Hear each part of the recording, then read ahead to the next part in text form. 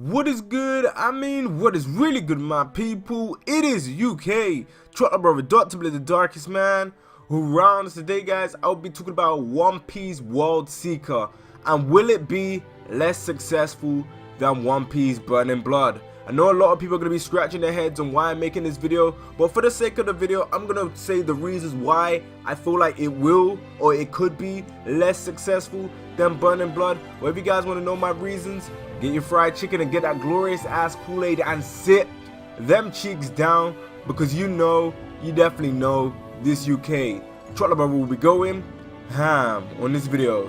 So without further ado, let me just get on with this. So when it comes to One Piece World Seeker and the reasons why it could possibly be less successful than Burning Blood, it all boils down to one thing, and that's the promotion. There's one thing that Burning Blood did do well in my eyes, was the promotion of the game. The reason why the game did not sell well was the reception of the game. A lot of people were waiting to see how the people that bought the Japanese version would react to Burning Blood as a whole. If the release dates were a lot closer together, say if it was like a couple of days apart, a lot more people would have taken the gamble in terms of buying the game. So the game would have done a lot better in my opinion.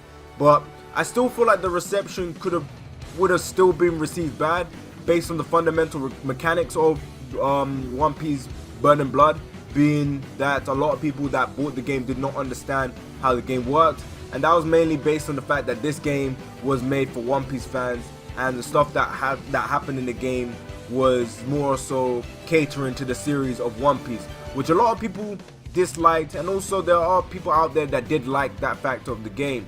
But when it comes down to One Piece World Seeker, it's got a slightly different case, because when you look at the stuff that they can do in terms of promoting the game, there's not really a lot, because for the most part it's just a story mode driven game, and when you got a story mode driven game, there's only so much you can show.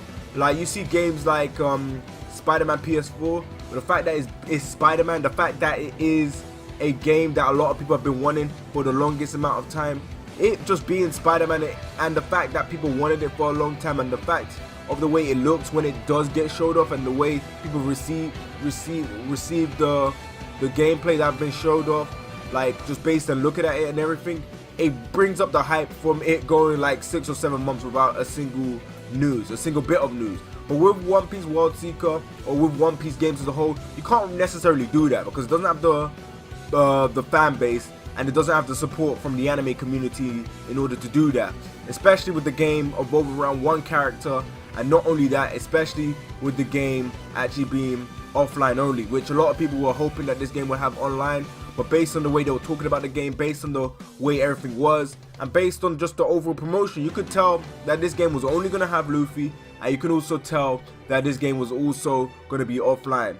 I'm not saying that this game is going to be bad, and I still feel like this game is going to be a really good game in my opinion, but I do feel like in terms of sales, in terms of promotion, they are not doing the best they can, and the stuff that they're showing us hasn't been that great for the most part. Obviously we did see the reveal trailer, which was good. I did like the reveal trailer, and I still can look at it and still find some enjoyment in terms of looking at that trailer. But if you look at the overall 8-minute gameplay that we saw, it did look a lot unfinished, and it did really look unpolished in terms of the way they were going about things. But as a whole, if it carries on going down this route in terms of just giving us scans, not really showing us anything, not really giving us more confidence on the gameplay, then this game possibly could do worse than Burning Blood. Burning Blood had that online aspect, and had the fact that people can play against each other, had the fact that the community can blend in with each other in order to live off. But this game doesn't really have a lot. Not many people can make videos on this game on YouTube, and that is what it is. Like, I love the fact that it's offline, but I know a lot of people, in order to get into games, they like to see multiple different videos. But with this game, you can't really see multiple different videos, because for the most part, you're going to be getting the same thing. And that could be a pro in terms of people that love offline games, and that could be a con in terms of the game actually being put out there more, because for the most part, what keeps these games alive, what keeps these games running, what keeps these games going in terms of One Piece games, in terms of anime games as a whole, is pretty much stuff to talk about. talking about stuff is what keeps stuff relevant. If you don't talk about it, it can't stay relevant. And that's the same thing with this game, and that was the same thing with Burn and Blood. Burn and Blood carried on getting talked about, and it felt like we were getting news pumped to left and right and center.